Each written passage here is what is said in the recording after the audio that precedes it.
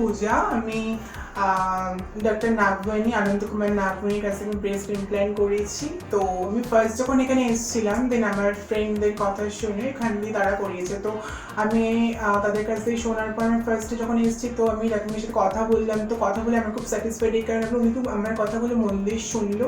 আমার যেগুলো রিকোয়ারমেন্ট থাকলো সেগুলো আমি সব শেয়ার করলাম। দেন আমার কথা বলে কোথাও একটাকে স্যাটিসফাইড লেগেছিলো। দেন তারপর আমরা অপারেশনের দিন মানে টোটাল অ্যাটমসফিয়ার, সবার বিহেভিয়ার খুব ফ্র্যাঙ্কলি অ্যান্ড খুব মতলব আমি যেটাই বলছি সেটাই মানে আমার কথা শুনে আমার খুব কোঅপারেটিভ করেছে। তো সো আমি এটাই মতলব অ্যাকসেপ্ট করছি যে আমি সেকেন্ড কোনো যদি সার্জারি করানোর হয় আমি এখান দিয়ে করবো। আর অবশ্যই আজকে আমি এসেছি এই কারণে, আজকে আমার ব্রেস্ট ইমপ্ল্যান্টের 3 months ইজ ওভার। আমি খুব স্যাটিসফাইড, আর এরকমের সাইজ অ্যান্ড অল ওভার দিক দিয়ে আমি খুব স্যাটিসফাইড। তো আমি আজকে এসেছি একটা অন্য সার্জারি করার জন্য কনসালটেশন করতে, আর আমার ফ্রেন্ডকে আমি সাজেস্ট করছি, সে আমার সাথে এসছে।